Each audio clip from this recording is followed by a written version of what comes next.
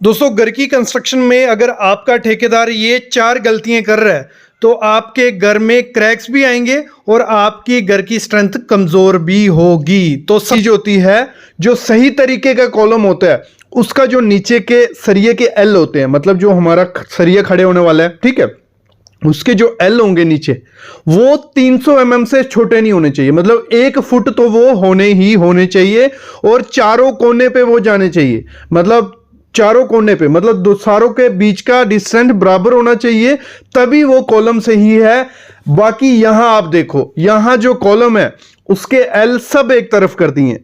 वो एल मतलब 300 भी है, कोई 300 है, कोई 200 है, कोई 100 है, तो वो कोई सही तरीके से नहीं है। तो आपको जो नीचे का उसका एल रखना है वो सही तरीके से रखोगे तभी आपका जो कॉलम है वो सही तरीके से काम करेगा और आपका सारा ऊपर से लोड वजन प्रॉपर से डिस्ट्रीब्यूट करेगा। ये आपको क्या देखना है, जब वो ठेकेदार आपकी शटरिंग करता है, भले वो पिलर की शटरिंग कर रहा है, भले स्लैब की या बीम की कहीं भी शटरिंग कर रहा है, उसमें वो गैप कितना छोड़ रहा है। अगर वो गैप 1.5 mm से ज्यादा होगा, 1.5 mm मतलब जो आधे इंच का 7वां भाग है, बहुत कम होता है, उससे ज्यादा अगर आपकी शटरिंग में गैप है तो वो सही से शटरिंग नहीं हो रही है। आईएस कोड जो इंडियन स्टैंडर्ड कोड है उसके अकॉर्डिंग अगर हम घर बनाते हैं तो हमारा घर स्ट्रांग बनता है। तो आपको अपनी शटरिंग में गैप 1.5 mm से ज्यादा नहीं देने देना है। उससे होता क्या, ज्यादा होगा जो स्लरी होगी ना, जिसमें सीमेंट हमारा मिला होता है, मतलब हम कंक्रीट बनाते हैं तो स्लरी पानी होता है, तो वो अगर निकल गई तो आपका जो कंक्रीट होगा उसमें उतनी स्ट्रेंथ नहीं रहती है। तो आपको शटरिंग उसको खोलना है, बिल्कुल पैक शटरिंग करे, प्लाईबोर्ड की यूज करे, भले वो प्लेट यूज कर रहा है, जो शटरिंग प्लेट आती है, तो शटरिंग प्लेट में भी आपको क्या करना है, टेप जो आती है टेप लगवा लो, ग्रीस आती है ग्रीस लगवा लो। तो इस तरीके से जहां वो आता है, फोम आता है गैप फिलर का, गैप को फिल करने के लिए वो होना चाहिए। तो आपकी बिल्कुल पैक शटरिंग होनी चाहिए, तभी आपका जो कंक्रीट होगा वो स्ट्रेंथ पकड़ेगा, नहीं तो आपका स्लरी निकल जाएगा तो दिक्कत आ जाएगी। पहली चीज ये चेक करनी है। जो रिंग की स्पेसिंग होती है, वो जो हम ये रिंग यूज करते हैं, स्टीरअप भी इन्हें बोला जाता है, इनको क्या करना है, आपको 150 mm या 6 इंच की स्पेसिंग से ज्यादा स्पेसिंग नहीं देनी है। नीचे 1 मीटर से 1.5 मीटर तक, मतलब 3 फुट तक आपको 150 mm देनी है। उससे ऊपर आप इसको 200 mm भी दे सकते हो, क्योंकि रेजिडेंशियल कंस्ट्रक्शन है। बाकी तो हमें जो इंजीनियर कहेगा वैसे ही करना है, लेकिन नीचे से आपको क्या करना है, 6 इंच से ज्यादा स्पेसिंग नहीं देनी है। मैं बोलूंगा 6 इंच से कम ही रखनी है, क्योंकि जो कॉलम फेल होता है, टूटता है, वो यही नीचे से 1 मीटर या 3 फीट से टूटता है। बाकी ऊपर आप 180 mm या 200 mm स्पेसिंग दे सकते हो। 200 mm में ज्यादा बोल रहा हूं, लेकिन क्योंकि यहां तो 250 mm दी होती है तो वो दिक्कत रहती है। और यहां आप देखो मूर्ख का कॉलम क्या है, इसमें 200, 250, 300 ऐसे स्पेसिंग दी हुई है। नीचे क्या ऊपर क्या, हर जगह ऐसी स्पेसिंग दी है। तो ऐसे कॉलम, ऐसे पिलर की कोई लाइफ थोड़े, ये थोड़े टाइम बाद टूट जाएगा। तो आपको ये चीज ध्यान रखनी है। अगली चीज आपको क्या करना है, जब भी कंक्रीट किया जा रहा होता है तो कंक्रीट के समय आपको प्रॉपर से, जो बुद्धिमानी को कॉलम होता है वो क्या करता है, प्रॉपर से कंक्रीट डालता है थोड़ा थोड़ा, फिर वाइब्रेटर मारता है। ये वाइब्रेटर होता है, ये आपको अपनी कंस्ट्रक्शन में लगाने। ये वाइब्रेटर मारा जाएगा, फिर थोड़ा कंक्रीट करेगा, वाइब्रेटर मारेगा। उससे क्या होगा, आपके उस कॉलम में, उस पिलर में हनीकॉम नहीं आएगा। हनीकॉम क्या हो गया, ऐसा आपको देखा होगा कि कपची कपची, ये एग्रीगेट दिखने लग पड़ता है, गंजा गंजा दिखने लग पड़ता है।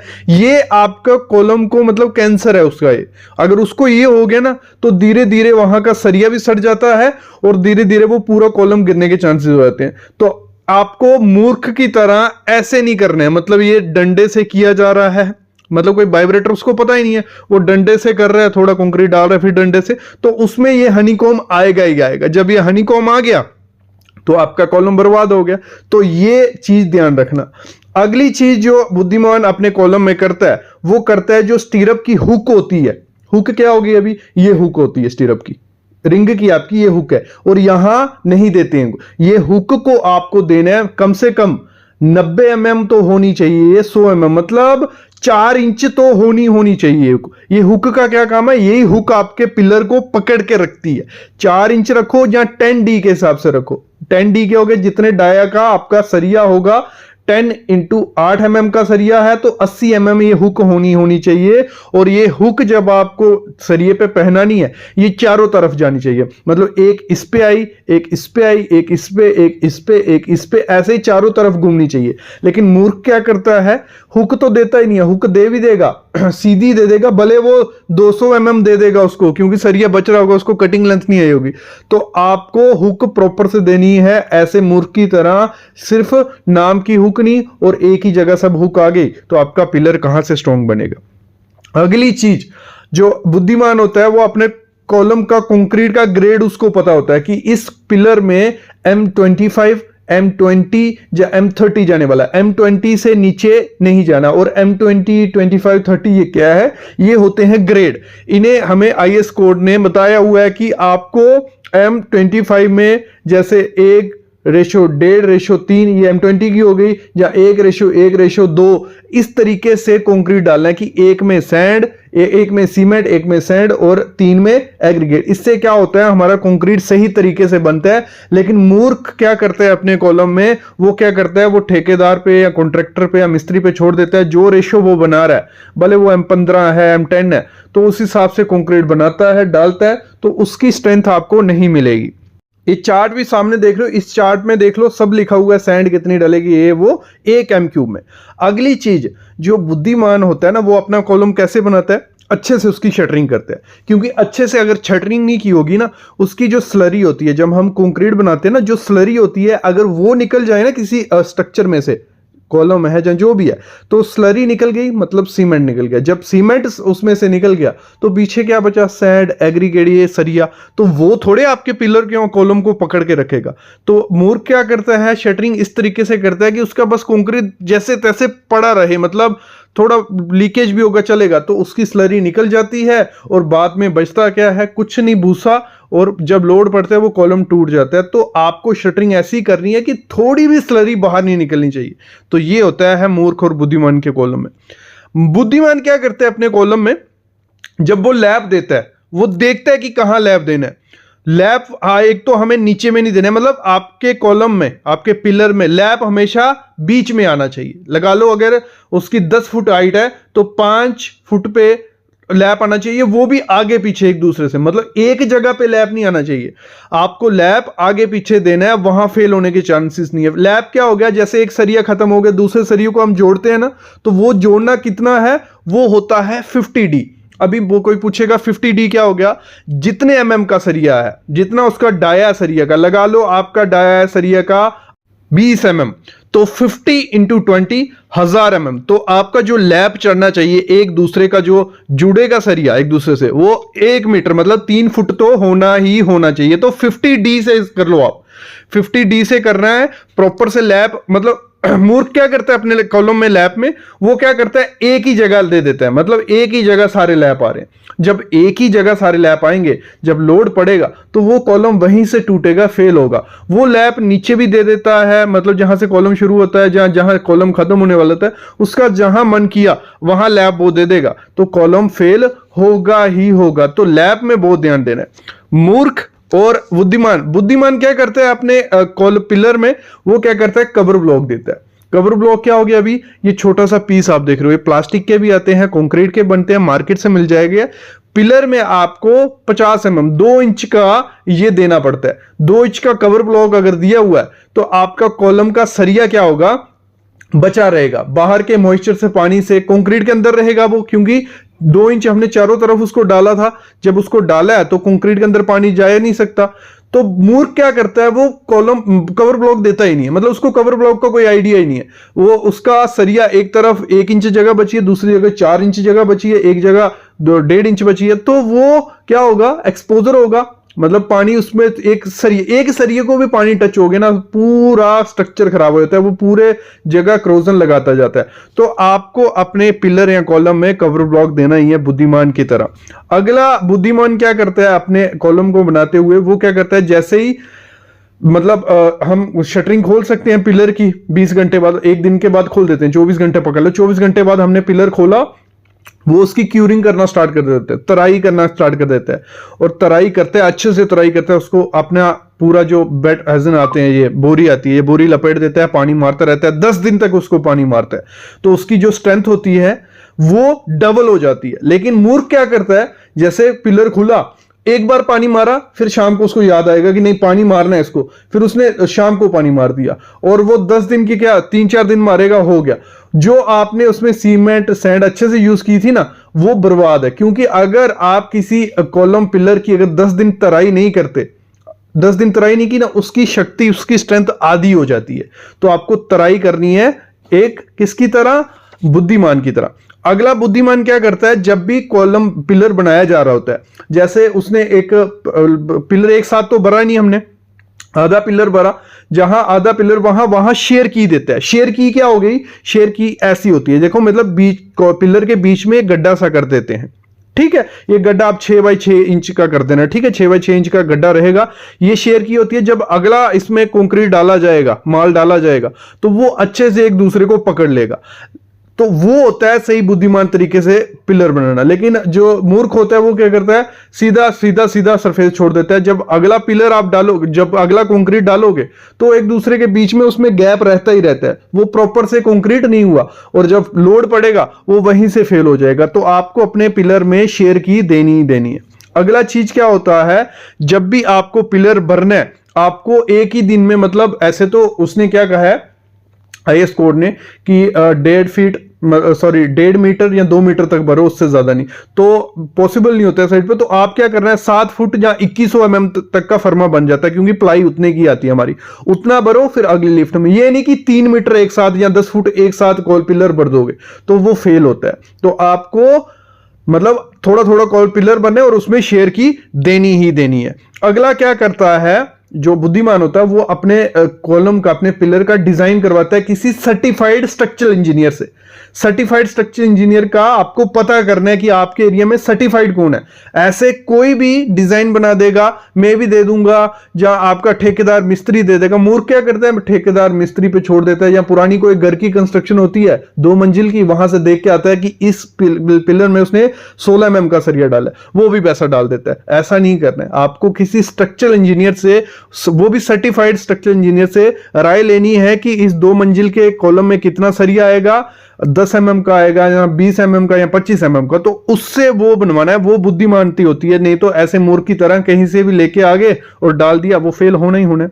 बुद्धिमान कभी भी अपना पिलर बनाएगा ना, सबसे पहले नीचे वो स्टार्टर देता है। जहां से हमारा पिलर स्टार्ट होता है, फुटिंग के ऊपर से या स्लैब के ऊपर से, वहां स्टार्टर दिया जाता है। स्टार्टर क्या होता है, ये कंक्रीट का 4 इंच का बैंड दिया जाता है, चारों तरफ सरिये के 50-50 mm छोड़ के, कवर छोड़ के। देखो जैसे ये सामने दिया जा रहा है ना, इसको भरा जाएगा। छोटा कॉलम भी बोल सकते हो, स्टार्टर है ये किसी कॉलम का। इससे होता क्या है, शटरिंग सही से लगती है, हमें पता चल जाता है हमारा सरिया सही जगह पे है, और कंक्रीट भर के हम इसको कॉलम कर देते हैं। लेकिन जो मूर्ख होता है वो सीधा क्या करता है, शटरिंग खड़ी कर देता है, और उससे क्या होता है, शटरिंग सही से नहीं बैठती है, स्लरी भी निकलती है, और दिक्कतें बाद में आने लग पड़ती हैं। अगली एक टिप दूंगा, लास्ट टिप है कि आपको जब भी पिलर अपना कंक्रीट करना है, कहीं भी कंक्रीट करना है, उसमें ना फाइबर डालो, रेक्रोन 3S फाइबर। ये बहुत सस्ता, मतलब कुछ कोड़ी के भाव आपको मिल जाएगा। इसको अपने कंक्रीट में जब आप डालते हो तो उस कंक्रीट की ना स्ट्रेंथ डबल हो जाती है। इंडिया मार्ट से मिल जाएगा, अमेज़न से मिल जाएगा। आपको इसको अपने प्लास्टर में, अपने कंक्रीट में डालोगे, इससे स्ट्रेंथ डबल हो जाती है उस स्ट्रक्चर की। ना उसमें छोटे छोटे क्रैक्स जो रहते हैं ना, हेयर लाइन क्रैक्स, जैसे पिलर टूट जाता है जो, ऐसा कभी नहीं होगा। वो सारे पिलर, सारे कंक्रीट को पकड़ के रखते हैं। तो फाइबर डालोगे, उससे स्ट्रेंथ भी बढ़ती है और क्रैक भी नहीं आते हैं। दूसरी चीज मैं आपको बताता हूं, जो बाइंडिंग वायर होती है। बाइंडिंग वायर क्या हो गई, जब हम सरिया बांधते हैं, स्लैब का, पिलर का, कॉलम का, कहीं का भी सरिया बांध रहे हैं, तो हम एक तार यूज करते हैं। तो वो तार कौन सी होनी चाहिए, वो होनी चाहिए 16 गॉज की। 16 गॉज क्या हो गया, 16 गॉज हो गया अप्रोक्स 1.5 mm की। मतलब सेम वही आधे इंच का 7वां भाग, उतनी मोटी वो तार होनी ही होनी चाहिए, तभी अच्छे से आपकी बाइंडिंग वायर बांधेगा। तो इसमें भी क्या होता है, अगर क्वालिटी आपको घर की अच्छी करनी है और तो इसमें 2 किस्म की तार आती है, एक आती है MS की, एक आती है GI की।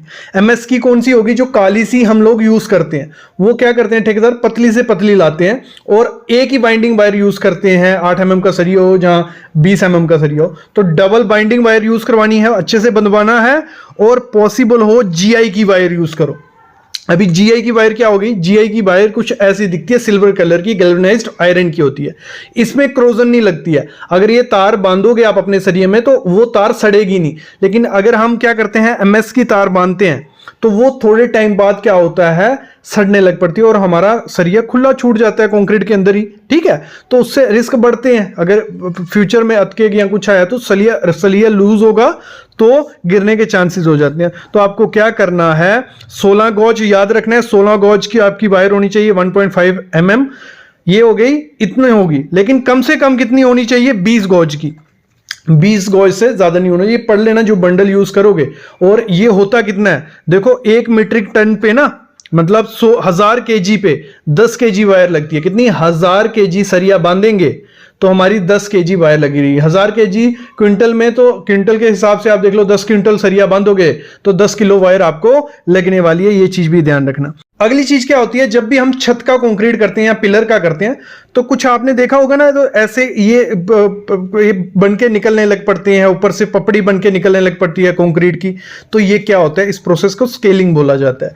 तो अगर ये स्केलिंग शुरू में तो 1-2 जगह होगी, धीरे धीरे ये बढ़ते जाती है और आपका कंक्रीट सामने दिखने लग पड़ता है। जब कंक्रीट सामने दिखने लग पड़ता है तो बारिश से, पानी से वो अंदर आपका पानी भी जाएगा और क्रैक बढ़ने लग पड़ते हैं। तो ये स्केलिंग आती क्यों है, पहले ये समझो। ये स्केलिंग इसलिए आती है, अगर ठेकेदार अगर अच्छे से या मिस्त्री अच्छे से कंक्रीट नहीं करेगा।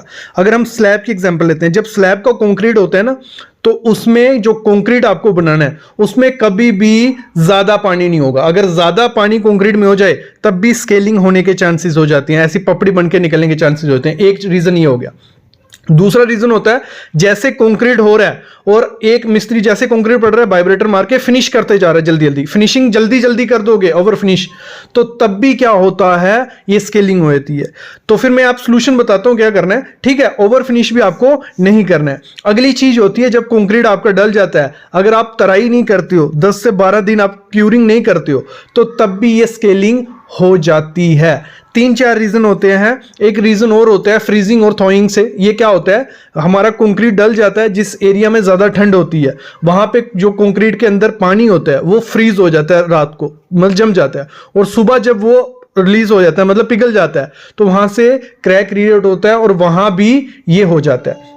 आपको अगर ये क्रैक से बचना है तो एक चीज तो ये करनी है, कभी भी ओवर फिनिश नहीं करना है। पहले कंक्रीट डाल लें, उसको थोड़ा सेट होने देना है, फिर उसकी फिनिशिंग करनी है, तब ये आपका नहीं क्रैक नहीं आएगा। दूसरा, प्रॉपर से आपको क्या करना है, माल बनाना है, कंक्रीट बनाना है, ज्यादा पानी उसमें नहीं डालना। तीसरा, आपको क्या करना है, लोग क्या करते हैं, कंक्रीट डाल दिया कंक्रीट, उसके ऊपर नीरू डालते हैं। नीरू क्या हो गया, मोटो एक वो स्लरी सी बनाते हैं सीमेंट की, वो लगाते हैं उसके ऊपर, और उससे क्या होता है, जो नीचे हवा होती है, एयर भरी होती है कंक्रीट के अंदर, पानी होता है, हाइड्रेशन प्रोसेस स्टार्ट होता है, तो बबल्स उठते हैं। तो ऊपर जब आप लेयर डाल दोगे एक नीरू की या तो मोटार की, तो उससे होगा क्या, जो जगह पानी को ऊपर आने के लिए जगह नहीं बचेगी और ऊपर से वो पपड़ी बन के निकलने लग पड़ता है, तो स्केलिंग आपके छत पे हो जाती है। शुरू में थोड़ी सी दिखती है, लेकिन धीरे धीरे ये आपके छत को या आपके कंक्रीट को खराब कर सकती है। तो प्रॉपर से तराई करो, प्रॉपर से कंक्रीट डालो, तो आपकी छत में ये स्केलिंग नहीं आएगी।